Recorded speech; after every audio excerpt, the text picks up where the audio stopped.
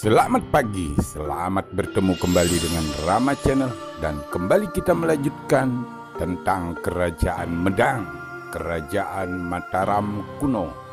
Setelah Rakai Mataram Sang Ratu Sanjaya sebagai raja pertama, beliau kemudian digantikan oleh Rakai Panangkaran, Maharaja Rakai Panangkaran. Beliau sebagai raja selanjutnya yang memimpin Kerajaan Medang, Kerajaan Mataram kuno.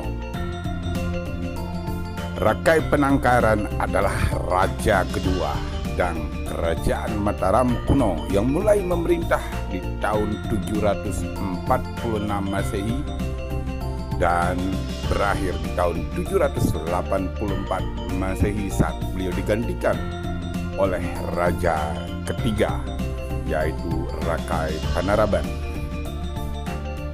Rakai Panangkaran tercatat di dalam prasasti Kalasan. Beliau adalah Sailendra Wangsa Tilaka, permatanya Wangsa Sailendra.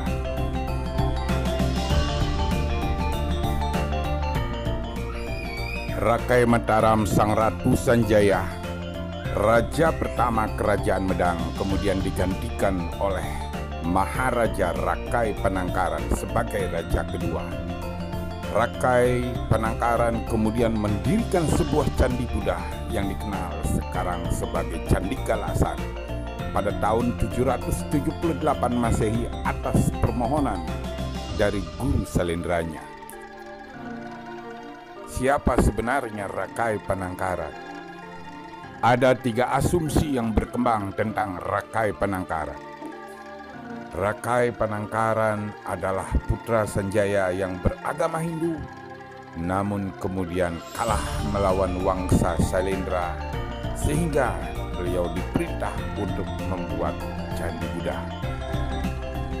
Asumsi kedua, Rakai Panangkaran adalah identik dengan Rahyang Panaraban di dalam cerita Parahyangan, di mana Rakai Mataram Sang Ratu Sanjaya meminta kepada anaknya Rakai Panaraban untuk berganti keyakinan. Dikarenakan keyakinan yang sekarang sangat keras dan pendidikannya juga sangat berat. Asumsi ketiga bahwa Rakai Panangkaran adalah asli Wangsa Sailendra yang telah berhasil merebut kekuasaan dari Wangsa Sanjaya. Analisa ini muncul karena hanya Rakai Mataram Sang Ratu Sanjaya sebagai raja yang bergelar Sang Ratu, sementara raja-raja yang lain bergelar Maharaja.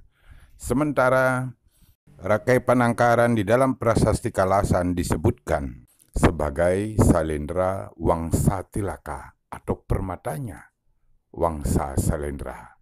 Sehingga dengan dua asumsi ini, Rakai Panangkaran diasumsikan adalah Wangsa Sailendra yang telah memenangkan peperangan dan mengambil alih kekuasaan dari Wangsa Sanjaya.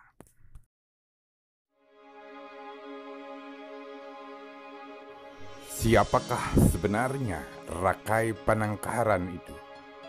Dari ketiga asumsi tersebut, semuanya masih belum ada satu kepastian. Namun sejak ditemukannya prasasti Wanua Tengah 3, baru diketahui siapa sebenarnya Rakai Panangkaran. Prasasti Wanua Tengah 3 yang berangka tahun 908 yang ditemukan di ladang Dukuh Kedonglo, Desa Gandulan, Kuloran, Temanggung, berisikan tentang daftar lengkap raja-raja yang memerintah bumi Mataram pada masa sebelum pemerintahan Rakai Watukura Dyah Balitung. Penemuan prasasti Wanua Tengah 3 sangat penting karena menyebutkan 12 nama Raja Mataram, dan ini melengkapi dari prasasti Mantiasih yang hanya menyebutkan 9 nama Raja Medang Pemenang.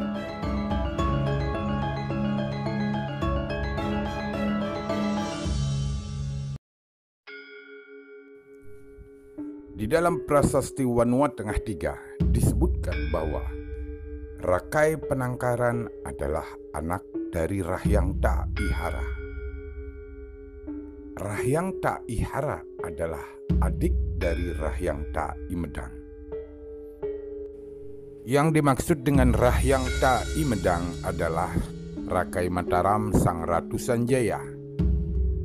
Sang Ratu Sanjaya mempunyai adik yang menjadi Rahyang Ta Ihara dan mempunyai anak. Anaknya itu adalah Rakai Penangkaran. Dengan sendirinya Rakai Penangkaran adalah ponakan dari Rakai Mataram Sang Ratu Sanjaya. Rakai Penangkaran selalu menjadi perdebatan karena di zaman beliaulah terjadi perubahan di dalam pemerintahan Kerajaan Medang.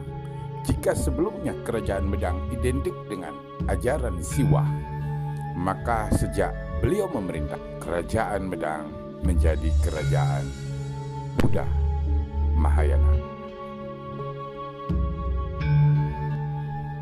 Rakai Penangkaran mulai memerintah pada tanggal 7 Oktober tahun 746 Masehi sesuai dengan yang tercatat di dalam Prasasti Wanua Tengah Tiga. Beliau bergelar Sri Maharaja Rakai Penangkaran Dyah Pancapana. Rakai Penangkaran adalah raja yang sangat intens dan sangat perhatian dalam perkembangan ajaran Buddha Mahayana. Beliau banyak membangun candi-candi Buddha Mahayana. Beliau membangun Tara Bhavanam. Beliau membangun Abhaya Giri Vihara. Beliau juga membangun Manjusri Graha. Prasasti Mantiasih menempatkan beliau sebagai pengganti Rakai Mataram Sang Ratu Sanjaya atau pada posisi kedua. Namun di dalam Prasasti Wanua Tengah beliau ditempatkan di paling atas. Beliau juga membangun Candi Sari dan wihara pendamping yang ada di Candi Kalasan, membangun Candi Lumbung, dan melaksanakan Prasada Vajrasana Manjusri Graha. Itulah nama-nama candi yang dibangun di zaman Rakai Penangkaran yang namanya memang terasa asing sekarang. Tara Bhavanam adalah Candi Kalasan kalau kita asumsikan di zaman sekarang. Abhaya Giri Vihara adalah komplek Ratu Buku. Sementara Manjusri Graha adalah Candi Sewu. Beliau mengeluarkan Prasasti Kalasan yang berangka tahun 700 Saka atau 778 Masehi yang ditemukan di Desa Kalasan, Sleman yang bertuliskan huruf Pranagari dalam bahasa Sangskerta yang berisikan para guru Salendra berhasil memperoleh persetujuan Maharaja Dyah Pancapana Panamkarana atas permintaan keluarga Salendra untuk membangun bangunan suci untuk Dewi Tara dan sebuah biara untuk para pendeta. Beliau juga menghadiahkan Desa Kalasa buat para sangha. Dalam Prasasti Kalasan ini, beliau disebut juga sebagai Salendra Wangsa Tilaka atau permatanya Wangsa Salendra. Pemerintahan beliau yang berjalan cukup lama, kurang lebih sekitar 38 tahun, menandakan bahwa pemerintahannya berjalan sangat damai. Kehidupan masyarakat, kehidupan rakyatnya, dan kehidupan kerajaan penuh dengan kedamaian. Raja Rakai Penangkaran adalah raja yang membangun banyak candi-candi Buddha Mahayana yang bisa kita nikmati sampai saat sekarang. Candi-candi megah yang berdiri itu semua adalah hasil karya beliau sebagai raja kedua kerajaan Medang yang menjadi warisan bangsa sampai detik sekarang. Mendekati masa akhir pemerintahan beliau kemudian mengundurkan diri dan lebih fokus dan lebih mendalami ajaran-ajaran Buddha. Hal ini bisa kita lihat dari prasasti Abhayagiri Vihara yang berangkat tahun 792 yang menyebutkan bahwa Dejah Purna Pane Panamkarana Nangkaran mengundurkan diri sebagai raja dan ingin menenangkan diri dalam keagamaan. Abhayagiri Vihara adalah komplek Ratu Boko.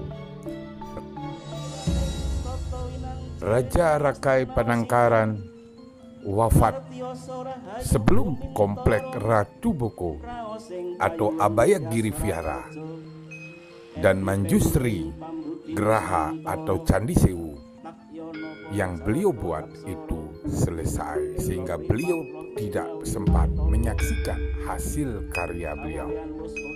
Tapi itulah hasil karya beliau yang bisa kita nikmati sampai sekarang. Rakai Panangkaran adalah raja yang membangun banyak candi-candi indah. Sri Maharaja Rakai Panangkaran Dyah Pancapana adalah Salendra Wangsa Tilaka, permatanya Wangsa Salendra.